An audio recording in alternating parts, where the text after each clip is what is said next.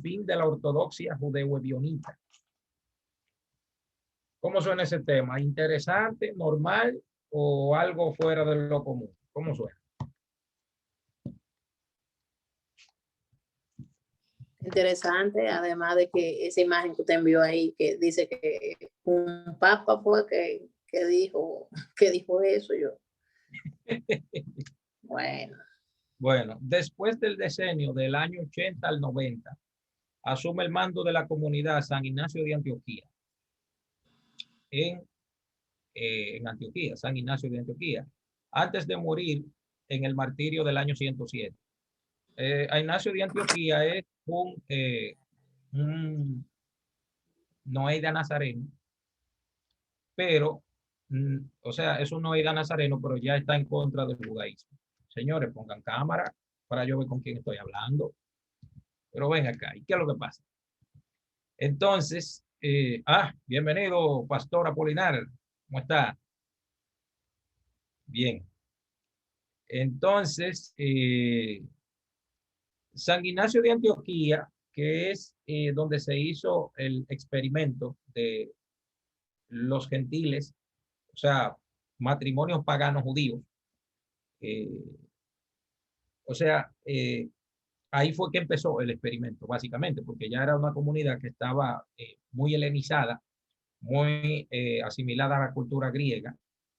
Entonces, del 80 al 90 asume el mando de la comunidad San Ignacio de Antioquía, quien antes de morir en el martirio del año 107, porque Roma lo persiguió como si fuera un judío, porque estaba, según la autoridad pagana de Roma, esparciendo la religión de Jesús de Nazaret, que claro, todavía los cristianos eran vistos ya más o menos como judíos, todavía para la época del año 107 hasta el 107. Él realiza una carta contra los judaizantes. O sea, cuando una gente hoy en día en el cristianismo dice, ustedes están judaizando, están repitiendo la misma enseñanza de San Ignacio de Antioquía. Un antisemita, antijudío del siglo primero. Cuando una gente, eso es judaizando a la iglesia, que tal, qué sé yo cuánto. Están repitiendo la enseñanza de San Ignacio de Antioquía. Están diciendo que ellos obedecen no a Pablo ni a Jesús, ni a los apóstoles. No, ellos están siguiendo a San Ignacio de Antioquía. Es interesante saber eso. Esto es contra los cristianos que continuaban proclamando que no existía salvación mesiánica sin la incorporación previa al judaísmo por la vía ritual de las leyes de Moisés. Porque los judeo-ebionitas de Jerusalén, que eran la comunidad que creía que Jesús era el Mesías, la ley de Moisés, y exigían que todos debían de circuncidarse y observar el descanso del Shabbat, los alimentos y todas las festividades judías. ¿Entiendes? Entonces, la comunidad judeo-nazarena resistió la presión imperial bajo Domiciano. Sin embargo, fue duramente golpeada bajo Trajano, quien asesinó a San Ignacio.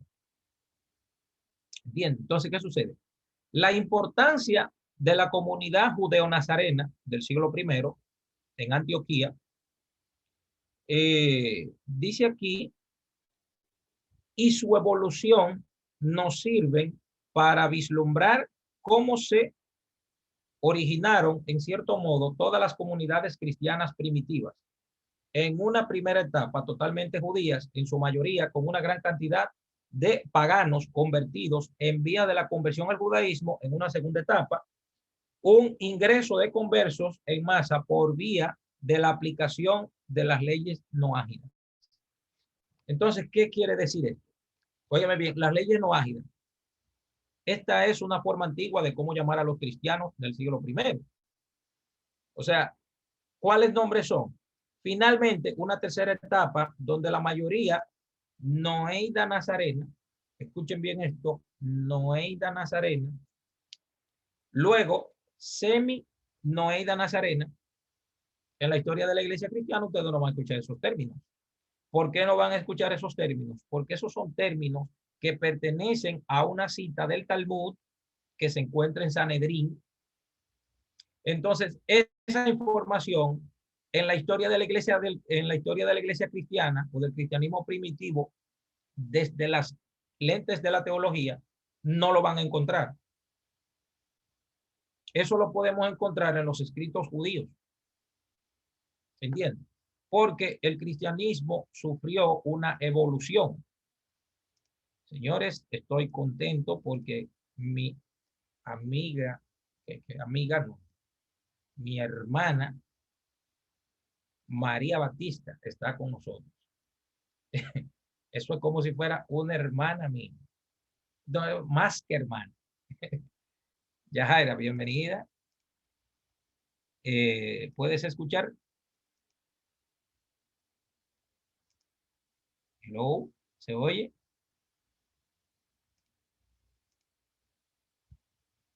Parece que quizá tiene problema con el audio. Bien, entonces, fíjense bien, voy a mostrar brevemente cómo se le llamó a los cristianos en una primera instancia, o lo que hoy en día se conoce como cristiano, lo que hoy en día se conoce, pero sabemos que la cosa está eh, un poco fuera de control. Bien, Rabí Yehoshua, Rabí Yehoshua, escribe mal aquí, Yehoshua, tengo un mensaje por aquí que dice, gracias por la bienvenida. Ok, bien. Sí, pero pon el video para verte. Eh, señores, esa chica que entró ahí, trátenla a ella como si fuera mí, porque esa es mi hermana, familia, yo no sé ni cómo llamar. Esa es de todo mía, de todo. Hermana, amiga, de todo un chingo. Ya lo saben. Entonces, Rabí Yehoshua, o como lo podríamos llamar, o como evolucionó su nombre, Jesús de Nazaret, que si fuéramos a decirlo en hebreo sería Yehoshua mi Natzrach, Yoshua mi Natzrach, empezó su, vamos a ponerlo de manera simple, enseñanza en Galil, que más adelante eso va a pasar en la historia del cristianismo como Galilea, ¿verdad? Galilea. ¿Qué quiere decir? Dios mío, Galilea. Ok. ¿Qué quiere decir? Que sus primeros seguidores, lo que pasa es que en hebreo, la letra en hebreo que se utiliza es la letra Vav, ¿entiende? Pero ¿qué sucede? Que yo translitero del hebreo al español y pongo B corta, que yo puedo poner también así, Rabí, pero en hebreo se escribe con Vav, no se escribe con esta B, porque esta B en hebreo se llama Bet, es la letra Bet, que en hebreo sería, o sea, la B del español en hebreo es la letra Bet, pero Rabí no se escribe con esta B, sino con esta B. ¿Entiende? Eso es lo que pasa. Pero está bien, para que se sientan cómodos. Rabí Yehoshua min Natzrach empezó su enseñanza en en Galilea. ¿Qué quiere decir? Que los primeros seguidores del Rabí, entonces serían galileos. Ahora, estaban ubicados en la ciudad de Nazaret. Nazaret. Entonces, ¿cómo se llamaría? Judeo nazarenos. Esa sería la palabra. Luego, bueno, también se le podría llamar judeo galileos. Pero luego se le llama noeidas. Luego, no, primero, noeidas nazarenos. Así, noeidas nazarenos. Luego se le llama noeidas. Luego se empiezan a llamar seminoeidas. Luego seminoeidas.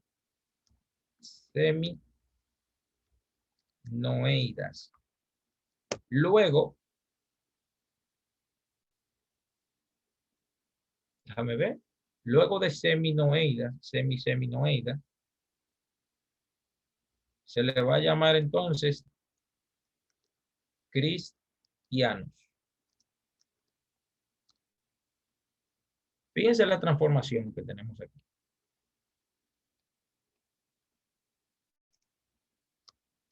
Déjame quitar esto.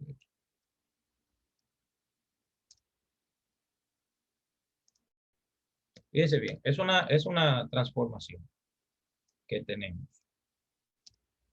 Fíjense. Ahora, ¿qué pasa con estos nombres de aquí hacia abajo?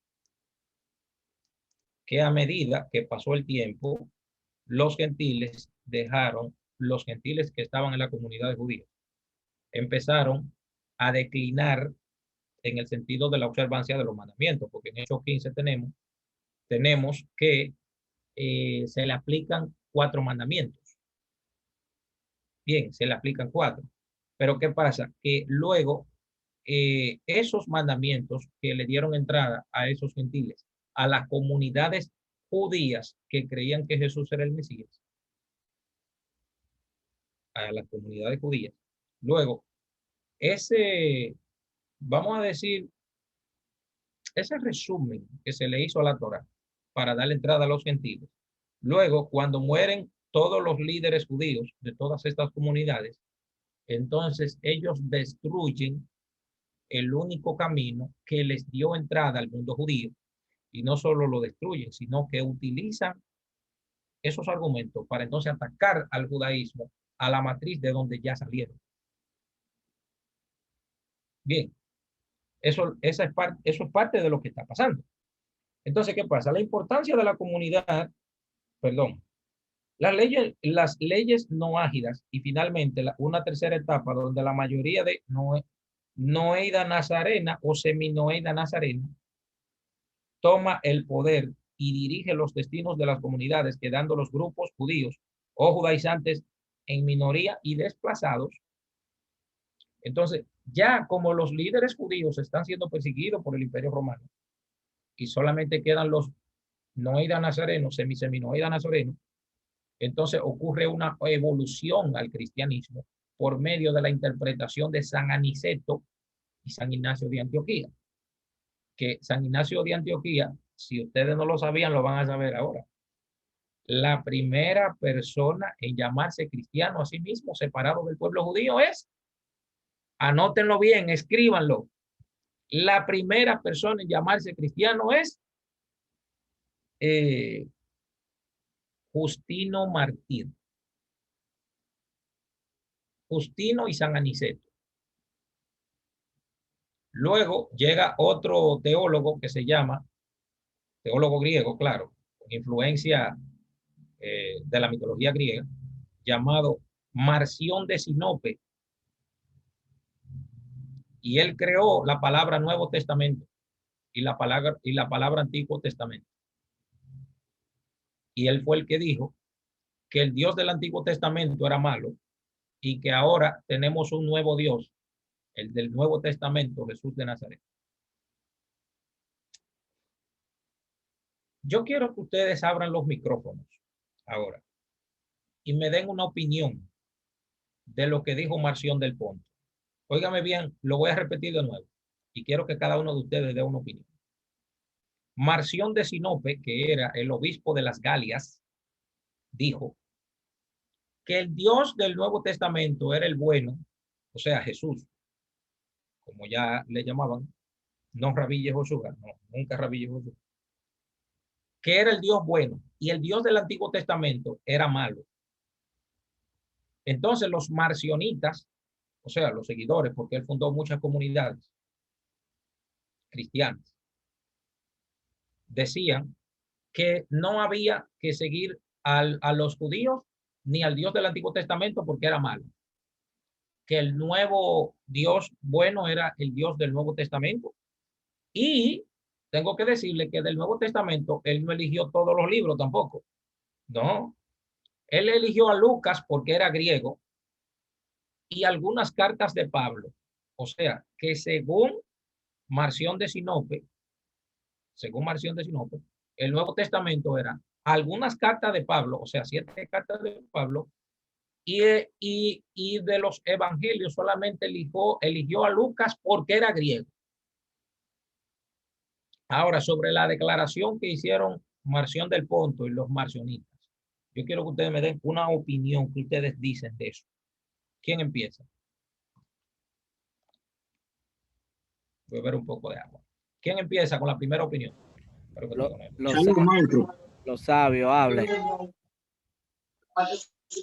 Maestro, a mí me parece ese pronunciamiento o esa postura de este señor, a mí me parece que esto es un tema, vamos a decir, racial, tratando de ocultar, vamos a decir, tratando de ocultar el antisemitismo a través de las escrituras. O sea, este comentario da de notar que hay un odio hacia los judíos, porque como el Dios del Nuevo Testamento va a ser el bueno y el del antiguo pacto o del pacto antiguo, ¿cómo es, maestro? Del pacto antiguo, ¿verdad? Va a ser un Dios malo. Este señor no quería saber mucho de los judíos, es lo que puedo entender. Ok. Bien, terminó, Francisco. ¿Terminó? Sí, Ah, ok, ok. ¿Quién continúa?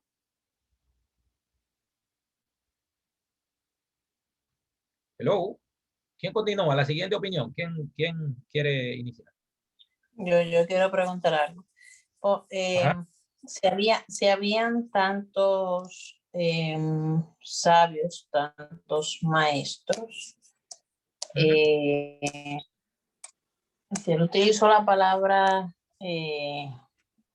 cristianismo, el primer cristiano, está utilizando la figura de Cristo, que es al mismo Cristo al que nosotros nos referimos como Cristo o Jesucristo, porque de él es que está lleno el nuevo pacto o nuevo testamento. O sea, prácticamente todo habla acerca de él. Entonces, mi pregunta es, si habían tantos maestros de la palabra, si habían tantos rabinos, tantos sabios, ¿por qué se utilizó la figura de Yeshua?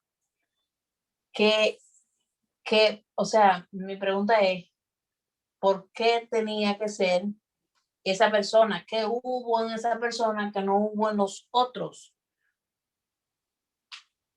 Buena pregunta. Lo que pasa es que la predicación de Pablo es clave para entender todo eso.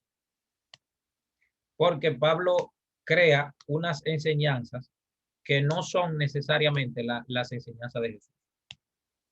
¿Entiendes? Entonces, como se crea una salvación gratuita, una salvación sin obedecer ningún mandamiento, prácticamente. Si a ustedes le ofrecen, como en la época del siglo I, en las comunidades mesiánicas, judeo-nazarenas de la época del siglo I, que luego tomaron la interpretación rabínica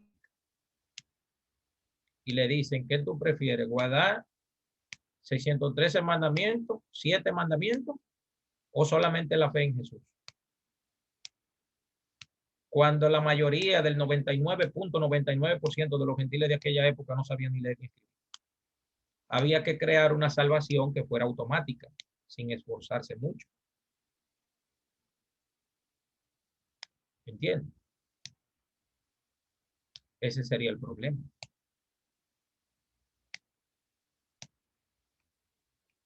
¿Alguien más quiere dar una opinión sobre la aseveración de Marción del Ponto? ¿Mm? Parece que no le gustó el tema. Ok. Estaba como muy fuerte. Sí. Ni Tema, siquiera ese planteamiento que pone, ni siquiera ese planteamiento, ¿se escucha? sí, sí, adelante. Sí, adelante. ¿Aló? Sí, no. ¿Se escucha? Sí, sí. Adelante, Conrad.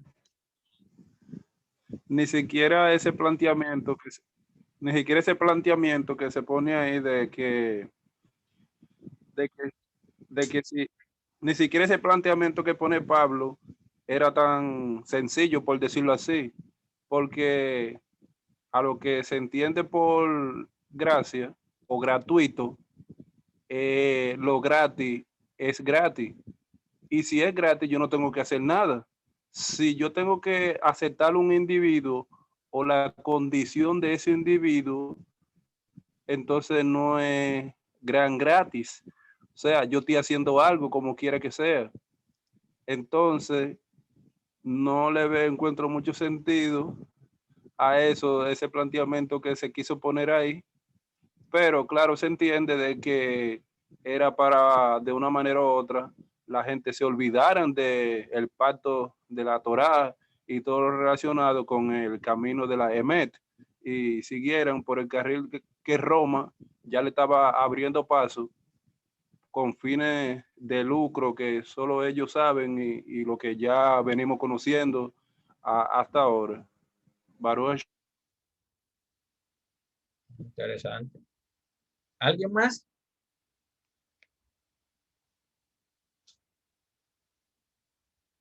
¿Sí? ¿Alguien más? Bueno, seguimos entonces por aquí. La importancia de San Ignacio de Antioquía reside en el hecho de que escribe la mencionada primera carta que diferencia del cristianismo del judaísmo. San Ignacio de Antioquía era de origen griego, convertido al cristianismo, dato de suma importancia para inferir que fueron los elementos helénicos los primeros que se diferenciaron de los judíos originales dentro del judaísmo. Ahí se terminó el tema de los judíos de Antioquía de la semana pasada. Ahora, volviendo al tema de el fin de la ortodoxia judeo-evionita, vamos a señalar lo siguiente, basados en este tema de hoy. Fin de la ortodoxia judía, fin de la ortodoxia judeo-evionita, donde hablamos un tema relacionado de que los mandamientos que le dieron entrada a los gentiles, entonces luego esos gentiles que ya no son observantes de los mandamientos de la Torá van a tomar el control de todas las comunidades judías. ¿Entienden? Van a tomar el control, van a ser unos maestros, pero no van a ser maestros de Torá. ¿Entienden? no van a ser maestros de la enseñanza que heredaron de Rabbi Yehoshua, que heredaron de Pablo, que heredaron de todos aquellos que de alguna forma se abrieron al conocimiento, porque ¿qué le importaba a un gentil del siglo primero que había venido un Masías en Israel? No le importaba nada. ¿Qué le importaba? No le importaba nada, prácticamente. Ahí pueden ver la obra que hizo José detrás de mí.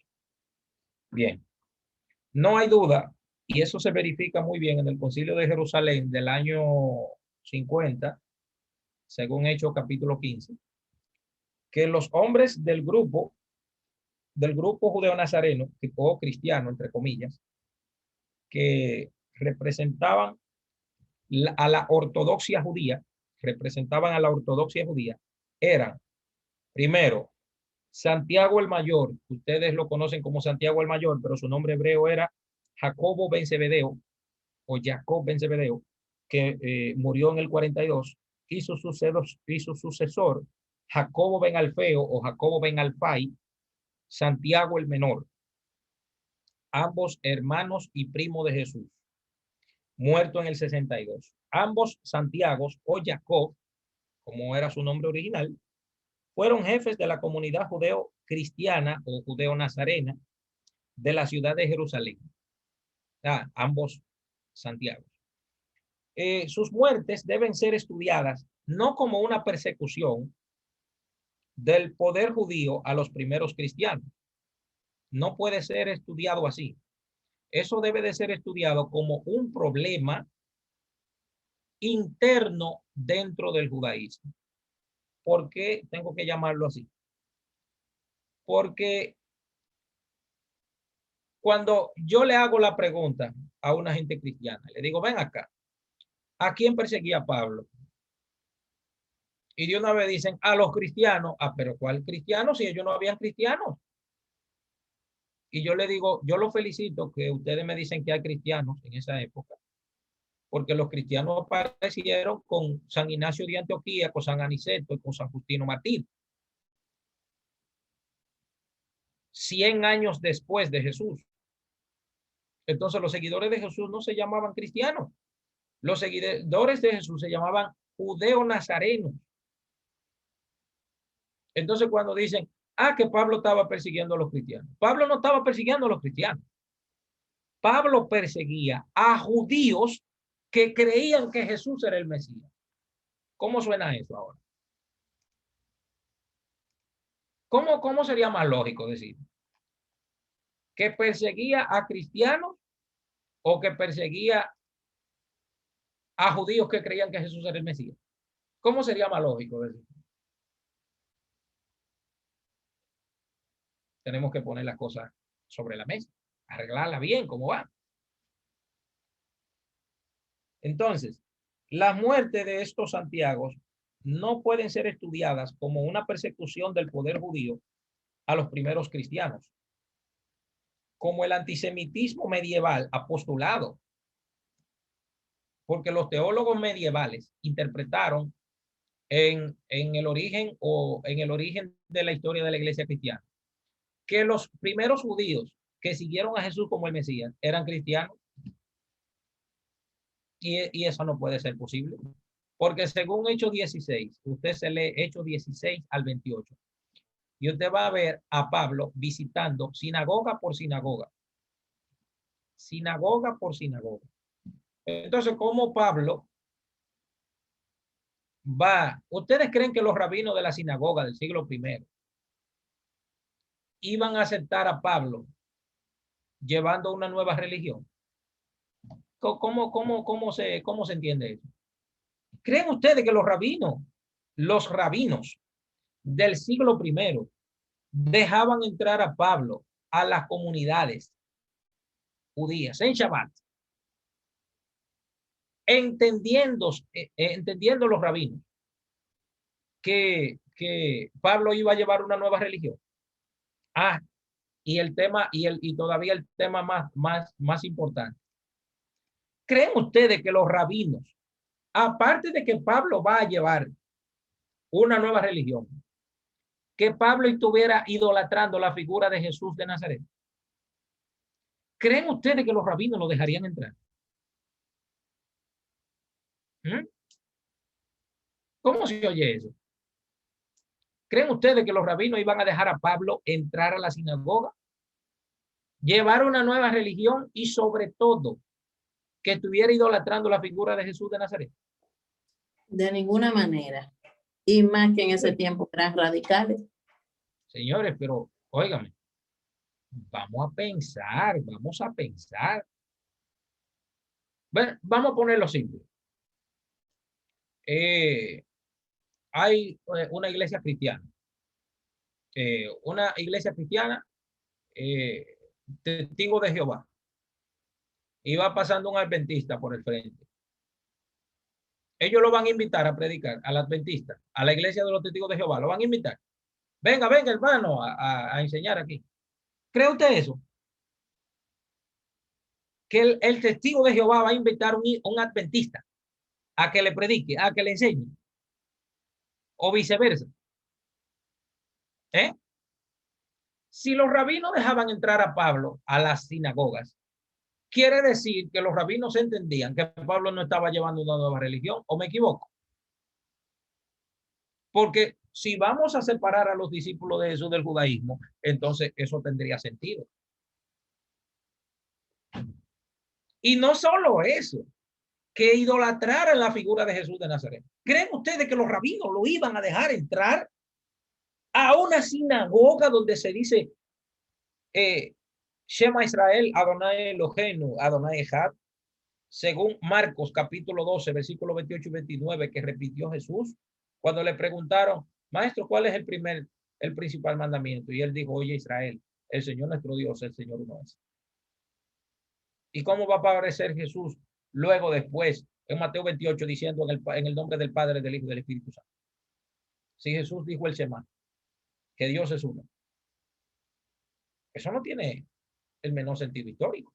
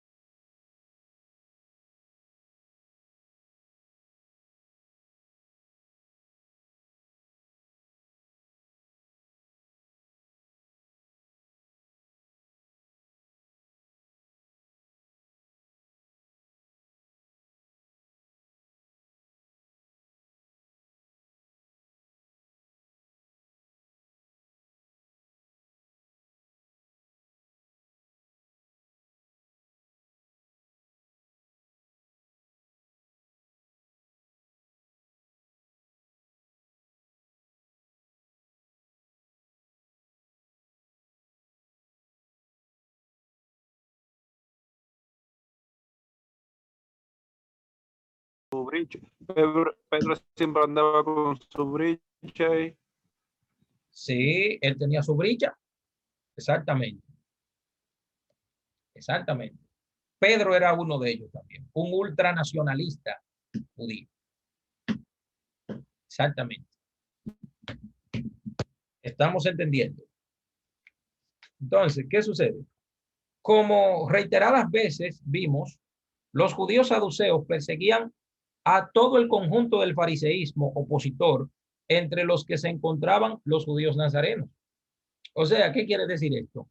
Que la aristocracia saducea implantada por los macabeos en el año 177 antes de la era común perseguía a todos los fariseos, incluyendo a Jesús y a sus discípulos, porque todos los discípulos de Jesús, absolutamente todos ellos, eran vistos y pertenecían a la facción saducea del templo. O sea, perdón, a la facción farisea.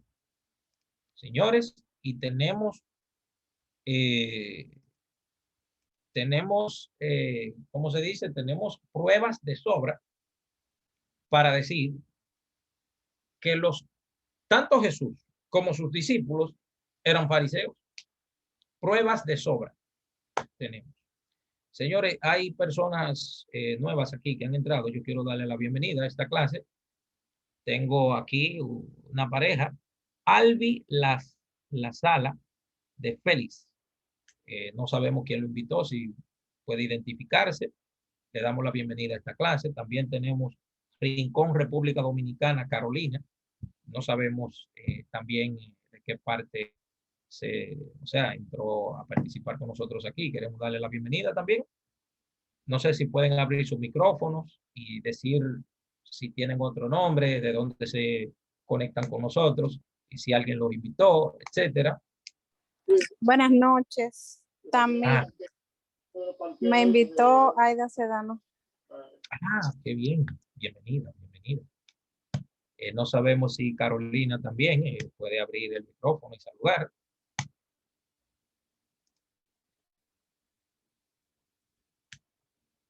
Bueno, parece que probablemente no me escuche bien. Bien, bienvenida, bienvenida sea. Dios mío, es que es un hombre. Shalom, soy un hombre. Mi nombre es Dauris. Ok, bienvenido, Dauris. Lo que pasa es que como aparece ahí, no sé, la señora, entonces vemos ese nombre ahí y pensamos que era una mujer. Pero bienvenida, bienvenida a esta clase también de la... Señores, nosotros estamos estudiando para los que han entrado por primera vez. Sí, ok. Sí, dice que tengo razón. Okay. Nosotros estamos estudiando. Ok, nosotros estamos estudiando, llevamos ya más de un año, o creo, no sé si hemos completado el año. Tenemos a Randy y Aileen también, Dios mío. Shalom, Randy y Aileen, ¿cómo están? ¿Todo bien por ahí?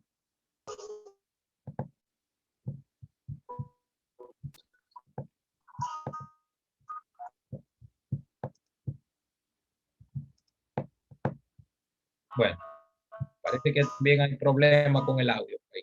Bien. El tema... Amén. Shalom. Todo bien, todo bien. Todo bien escuchando. Ok, bienvenido. Señores, ellos son de la vieja escuela, de la gente que se conectan con nosotros a estudiar aquí, pero por los compromisos y eso no habían podido, pero están con nosotros aquí estudiando también el día de hoy. Bien, para poner en perspectiva a las personas que han entrado y que han venido por primera vez a visitarnos, nosotros estamos estudiando el tema de los orígenes judíos de la fe cristiana o del cristianismo. Ese es el tema que nosotros estamos estudiando aquí. Los orígenes judíos del cristianismo. Claro, estamos estudiando un libro que se llama Raíces Judías del Cristianismo.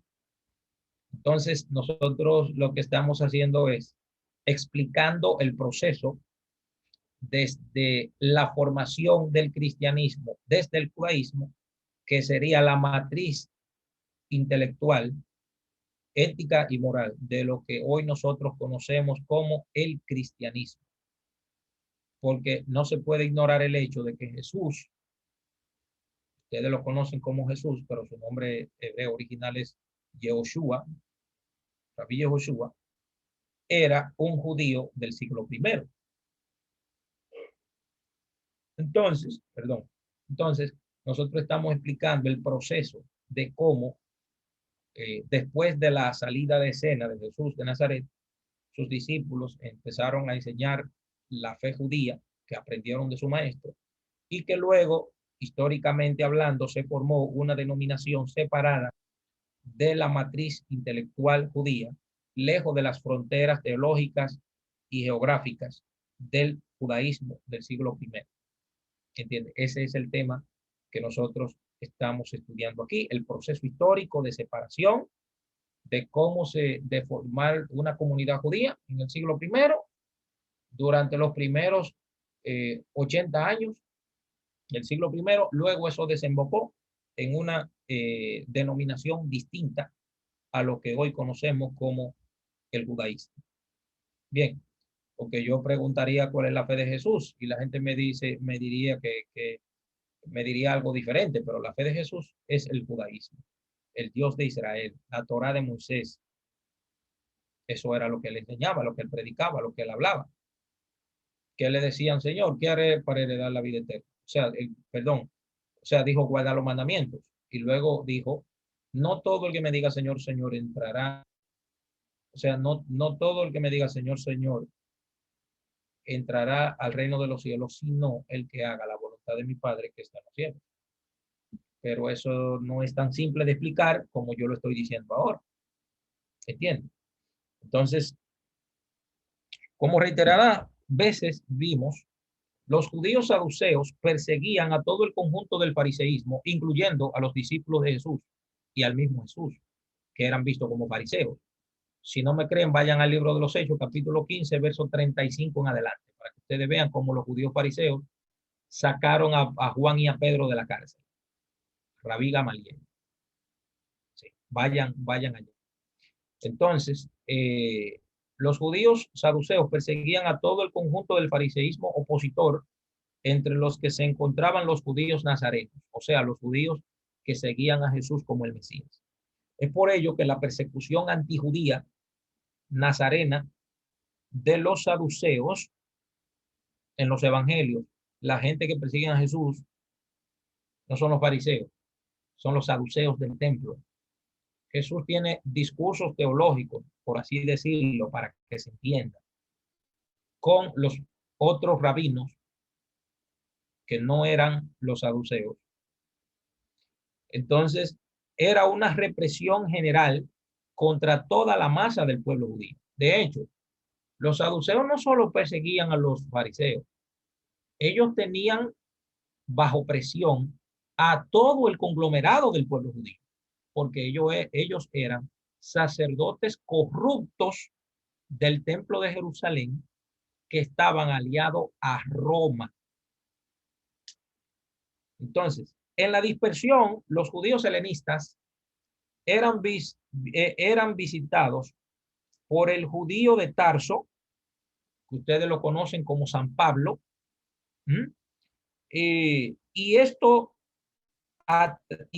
traía, como veremos luego, de las entrañas del judaísmo, conceptos cabalísticos como el tema del Hijo de Dios.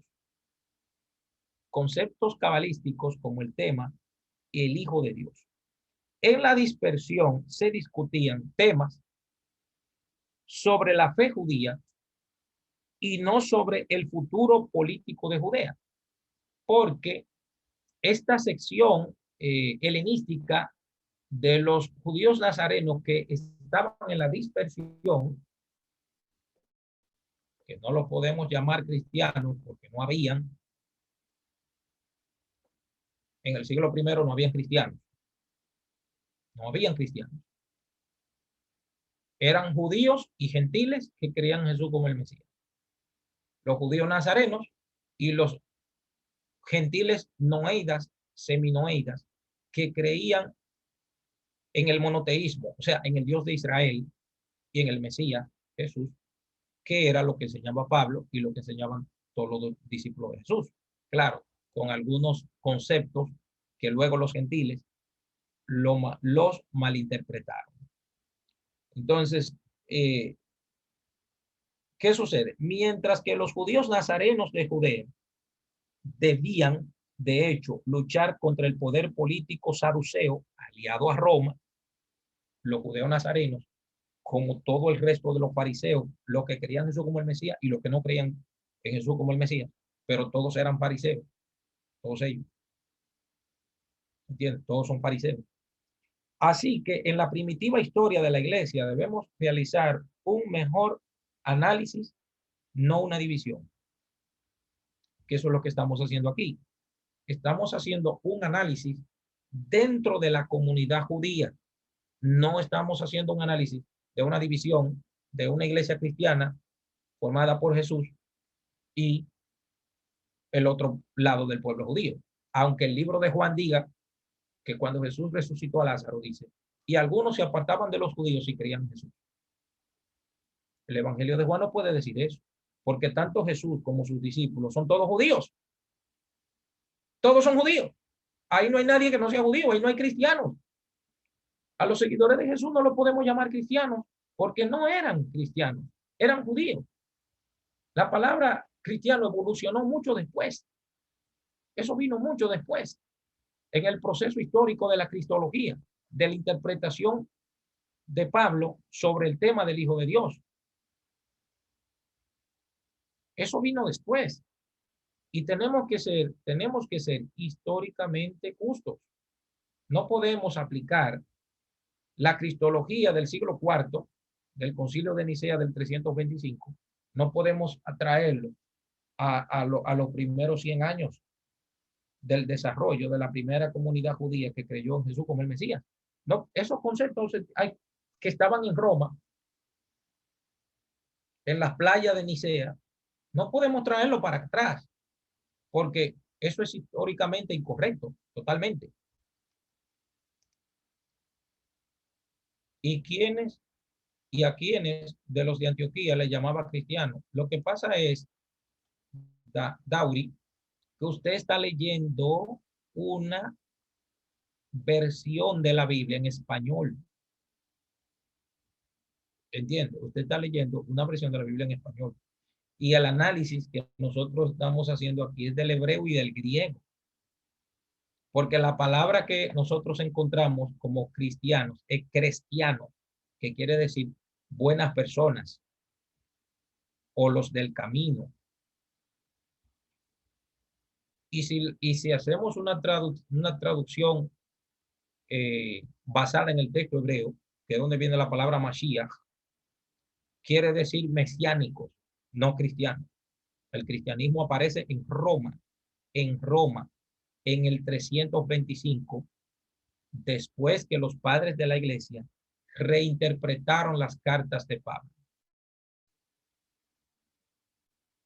Entonces los padres de la iglesia eran gente paganas que tenían mucha filosofía griega y mucha cultura griega y romana.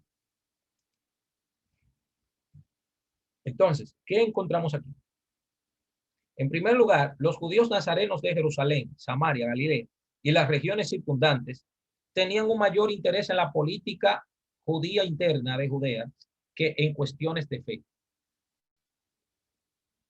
Porque inmediatamente Jesús resucita. ¿Cuál es la primera pregunta que le hacen los discípulos a Jesús? ¿Quién me puede decir? Cuando Jesús resucita, ¿cuál es la primera pregunta que le hacen a Jesús? Vamos, lo que han leído aquí. ¿Cuál es la primera pregunta que le hacen a Jesús?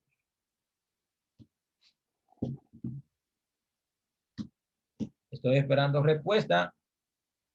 Estoy haciendo una pregunta. Exactamente, ¿cuándo vas a restaurar el reino de Israel? Ahora la otra pregunta que les hago es, ¿eso es cuestión de fe o de política? Vamos a ver, ¿eso es cuestión de qué? ¿De fe o de política? Ah, política. Ahora vamos a traducir eso al idioma judío del siglo I. ¿Cuándo nos vamos a levantar en contra de los romanos? Esa fue la pregunta que le hicieron. La mentalidad judía de los judíos que creen en Jesús como el Mesías en Judea era, la mentalidad que ellos tenían era cómo quitarnos a los romanos de encima, cómo quitarnos a los saduceos de encima. Ahora nosotros leemos eso y de una vez espiritualizamos, no, el reino de Israel, el de Israel espiritual, y empezamos por ahí a crear 70,000 cosas que no existen, a inventarnos cosas. ¿Cuándo restaurarás el reino de Israel? Señor, eso no puede ser interpretado espiritualmente. Eso no es espiritual. Eso es físico y también espiritual. Primero físico y después espiritual. Porque a la hora en punto que Israel se ve sin los romanos ya, pueden volver a hacer los sacrificios al templo, porque Jesús mandaba que se ofrecieran sacrificios al templo. Cuando decía, ven y trae la ofrenda y luego ve a arreglarte con tu hermano. O sea que Jesús estaba de acuerdo con los sacrificios. Y Pedro y Juan van al templo después de la muerte de Jesús. Y Pablo en Hechos 23 también hace otro sacrificio después de la muerte de Jesús. O sea que están siguiendo una ortodoxia judía. Y creen que Jesús es el Mesías. Nadie está quitando eso. Entonces, mientras que los judíos de la dispersión solamente realizaban contribuciones monetarias, como veremos con las colectas entre las comunidades judías que realizaba Saúl de Tarso y que lleva al consejo de ancianos o presbíteros en la ciudad de Jerusalén. ¿Entiende? Porque Pablo venía de las misiones y traía, bueno, claro, yo digo misión, pero no lo interpreten con lo que hoy en día se conoce en el cristianismo como misión. Mucho cuidado. Porque Pablo es un apóstol, pero no es un apóstol porque en la palabra apóstol sea un cargo sempiterno, metafísico, espiritual más grande que el mundo entero. No se vayan a pensar eso. Es un enviado porque la comunidad judía que vive en Jerusalén envían a Pablo y a Bernabé y a Silas con Saulo de Tarso, con Pablo. Ya, literalmente. Apóstol quiere decir enviado, que bien, a su vez viene de la raíz hebrea shaliach. Incluso los primeros 12 apóstoles, ¿quieren saber dónde están? ¿Recuerdan cuando Moisés envió los 12 espías a la tierra de Israel? Ellos eran 12 apóstoles. Esos fueron los primeros 12 apóstoles. Porque fueron enviados. Entonces, como enviado quiere decir en griego, apóstolos, enviados, es lo mismo. Todavía hoy en día en Israel hay muchísimos apóstoles. Sí. ¿Por qué habrá sacrificios en la era mesiánica si ya el Mesías hizo un solo sacrificio por los pecados, como dice el escritor de Hebreos? Dauri se está metiendo en terreno teológico. El problema es que Dauri no entiende que el libro de Hebreos es un midrash. ¿Entiende? Pero no puedo explicarle ahora mismo ese tema. Porque entonces, si Jesús hizo un solo sacrificio. Métese en ese tema, eso es otra clase. Sí, eso es otra clase. Porque nosotros vemos que Pablo hizo un sacrificio después de la muerte de Jesús y el mismo Jesús mandaba hacer sacrificios. ¿Entiende? Entonces ahí es que está el problema. Jesús mandaba hacer sacrificio él mismo. Si él estuviera en contra de eso, entonces ¿para qué lo mandaba hacer? No, es que no hay una breve explicación para eso. Es que el libro de Hebreo hay que ponerlo en contexto. Y sobre todo, analizarlo en base a malas traducciones y a conceptos que no necesariamente están de acuerdo con la Torá. Entonces, personas que no están capacitadas para escuchar ese tipo de enseñanza, porque no saben que los teólogos han manipulado tanto el Nuevo Testamento que muchas veces no sabemos lo que en realidad dice. Porque cuando nos analizamos los manuscritos de los siglos 3 y 4, las cosas se ponen color de hormiga. Créanme que sí. Créanme que sí. Además, otro problema, nosotros no estamos analizando la teología del Nuevo Testamento. Nosotros estamos analizando el aspecto histórico de la estructura de la formación del cristianismo desde el judaísmo. No estamos analizando la teología. Cuando vayamos a analizar la teología, eso es otra cosa. Cuando estemos analizando la circuncisión por la fe, cuando estemos analizando el Hijo de Dios, la intermediación, ¿verdad?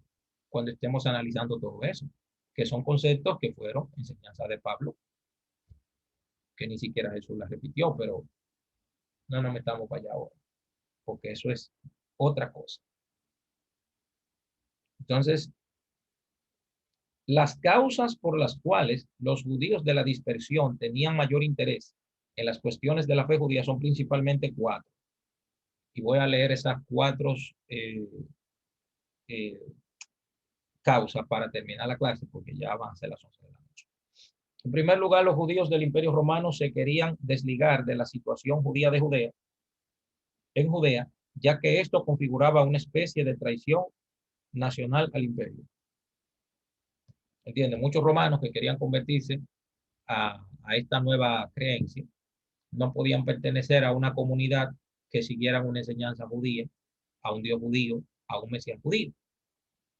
Entonces, los principales dirigentes de los movimientos de las comunidades que al principio fueron judías, pero que luego los gentiles tomaron el control para crear una denominación diferente al judaísmo, tuvieron que independizarse del judaísmo y crear una entidad aparte para que el poder imperial, o que los romanos, tanto del ejército como los romanos en general y los griegos, pudieran accesar a esas comunidades sin llamarse judíos. Entonces crear una situación sociopolítico-religiosa que le permitiera a los romanos y a los griegos y a los de otras ciudades poder entrar a ese grupo sin ser vistos como judíos, porque saben que las autoridades paganas de Roma lo iban a perseguir. En segundo lugar, los judíos de la dispersión estaban altamente helenizados y no comprendían los formalismos que provenían del fariseísmo. Los judíos helenizados de la dispersión, que estaban lejos de Judea, no sostenían el nacionalismo judío y ni siquiera la lucha contra Roma. Por eso es que nosotros encontramos, creo que en Hechos, en Romanos 12, que resulta interesante que Pablo le diga una frase como que todas las leyes o todas las autoridades han sido impuestas por Dios. Pero si traemos eso hoy en día, a hoy en día suena muy bonito, pero si lo llevamos al pasado, al siglo I, al año 64, cuando muere Pablo, estaba cacherizando las autoridades romanas. Y eso, para un judío, resultaba problemático. ¿Entiendes? Porque las autoridades romanas de Judea no eran cacheros, o sea, no eran, vamos a decir, justas, eran injustas totalmente. En tercer lugar, existían entre los judíos de la dispersión, los judíos que estaban lejos de Judea, un estado de hecho que el judaísmo del Sanedrín debía resolver y que no resolvía. Y los miles y hasta los millares de matrimonios entre judíos y paganos, o sea, personas que no seguían ninguna, o sea, que eran paganos, que seguían a otros dioses. La situación de los hijos de padres o madres judíos, la situación de los conversos al judaísmo, o sea, de los que venían a través de las 7 leyes de Noé, que luego ni siquiera eso seguían obedeciendo. Solamente se quedaron con la fe en Jesús y ya. Pero en Hechos 15 dice otra cosa. En Hechos 15 dice que los gentiles debían de obedecer esos mandamientos. Pero luego ellos no quisieron ni siquiera seguir eso. Los judíos de la diáspora querían una conversión más automática y simple que el judaísmo central de Judea no se le otorgaba asumido como estaban en las luchas internas, porque la persona que se convertía al judaísmo se convertía en judío, sea o no a través de la comunidad de que creían en Jesús como el Mesías, se convertían en judíos y por lo tanto tenían que defender el nacionalismo judío. Y en cuarto lugar, la falta de supervisión entre el Sanedrín de Jerusalén y las comunidades judías de la dispersión. Vamos a dejar esta clase hasta aquí hoy, debido a que empezamos un poco tarde, porque yo tenía algunos compromisos y, ¿verdad?, no pudimos seguir hablando al respecto. Bien. Entonces, pregunto, ¿tenemos alguna pregunta? Veo que el pastor Apolinar me levantó la mano. No, me estaba despidiendo, continúe. Ok. Excelente. No sé si hay alguna pregunta o bueno, ¿hay alguna pregunta?